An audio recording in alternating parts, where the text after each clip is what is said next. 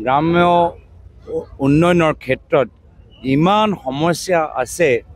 আজি ৰাইজে নিজে প্ৰশ্ন কৰিছে যে এই কোটি কোটি টকাবোৰ আহিছে ক'ত গ'ল আৰু কাক সুধিব বিজেপিক সুধিব কেন্দ্ৰৰ তেওঁলোকৰ চৰকাৰ ৰাজ্য তেওঁলোকৰ চৰকাৰ কাক সুধিব UPPLক সুধিব তেওঁলোকৰ কাউন্সিলৰ ভিতৰত সেইকাৰণে ৰাইজে এইবাৰ এই কেলেংকাৰীৰ বিৰুদ্ধে এটা বিকল্পৰ বাবে চিন্তা কৰিছে আৰু আগতকৈ বেছি আজি মই ওদালগুৰি জিলাৰ ভিতৰত কংগ্ৰেছৰ সমৰ্থন আমি দেখা পাইছোঁ আমি আগন্তুক দিনত আৰু কষ্ট কৰি যুঁজৰ বাবে আমি প্ৰস্তুত হ'ম আৰু আমাৰ ফলাফল ওদালগুৰি জিলাত নিশ্চয় আমাৰ ভাল হ'ব আমি বিভিন্ন কথা আজি নিজৰ বক্তৃতাত আমি উল্লেখ কৰিলোঁ আমি তুলনা কৰিলোঁ কংগ্ৰেছ আৰু বিজেপিৰ মাজত কংগ্ৰেছৰ যেতিয়া চৰকাৰ আছিল আমি স্থানীয় নেতৃত্বক আমি সন্মান কৰিছিলোঁ 6 স্কেডিউলৰ ভিতৰত যে বিভিন্ন ট্ৰাইবেল আমাৰ কাউন্সিলবোৰ আছে সেই কাউন্সিলক আমি আৰু কেনেদৰে আৰু শক্তিশালী কৰিব পৰা যায় তেখেতক আৰু সমৰ্থন জ্ঞাপন কেনেকৈ কৰা যায় সেইখিনি কথা ওপৰত আমাৰ চিন্তা আছিল কিন্তু আজিৰ তাৰিখত বিজেপিয়ে ট্ৰাইবেল কাউন্সিলৰ ওপৰত আজি ৰিম'ট কণ্ট্ৰল শাসন চলাই আছে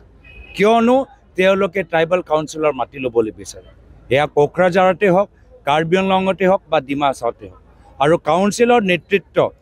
নিজৰ ট্ৰাইবেল মানুহৰ মাটিবোৰ সংৰক্ষণ কৰিব লাগিছিল স্থানীয় দুখীয়া মানুহক ভূমিপট্টা দিব লাগিছিল এইখিনি কাম কৰাতকৈ হিমন্ত বিশ্ব শৰ্মা ডাঙৰীয়া চৰকাৰে য'তে হাজাৰ হাজাৰ বিঘা মাটি বিচাৰিছে তাতে তেওঁলোকে মাটি সৰেণ্ডাৰ কৰি দিছে আজি আমি বিচাৰিছোঁ ভোট আমাক দিয়ক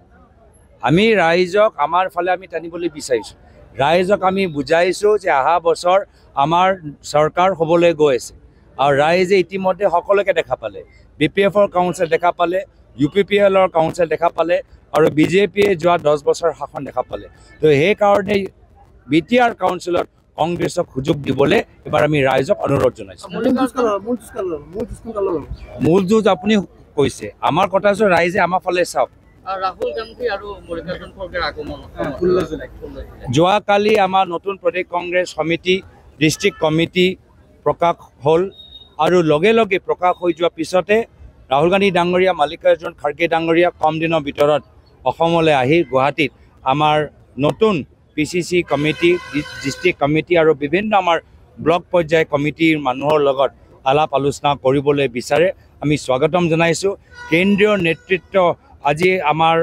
প্ৰদেশ কংগ্ৰেছ ব্লক কংগ্ৰেছ মণ্ডল কংগ্ৰেছ লগত এনেদৰে যদি মত বিনিময় কৰিব নিশ্চয় অহা বছৰ বিধানসভা নিৰ্বাচনৰ বাবে আমাৰ কংগ্ৰেছ কৰ্মী আৰু উৎসাহিত হ'ব সকলে প্ৰতিদ্বন্দ্বিতা নকৰে বুলি কালি ঘোষণা কৰিছে আপুনি যে মিত্ৰ দল থাকিব কোন থাকিব এতিয়া কিবা চৰ্চা চলিছে নেকি অলপ ৰ'ব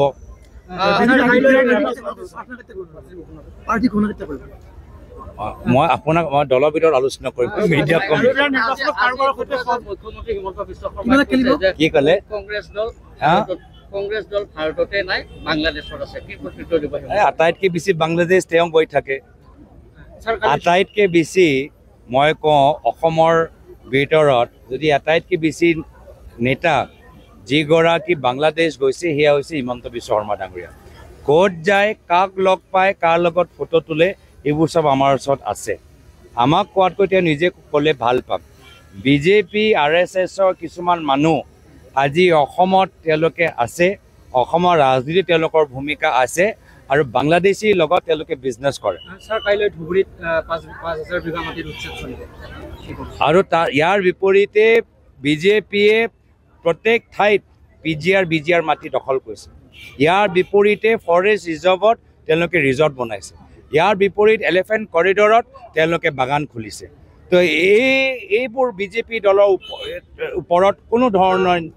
মানে ন্যায় আমি তেখেতৰ সম্পৰ্কত আমি দেখা নাপাওঁ মূলদজৰ সদায় দুখীয়া মানুহৰ ওপৰত আৰু আইন সদায় ভংগ কৰে বিজেপি দলৰ নেতাকৰ্মী হ'ব ধন্যবাদ হয়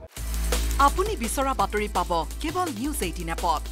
নিউজ 18 এপ ডাউনলোড কৰিবলৈ স্ক্যান কৰক এই QR কোড গুগল প্লে ষ্টৰতো পাব এই নিউজ 18 এপ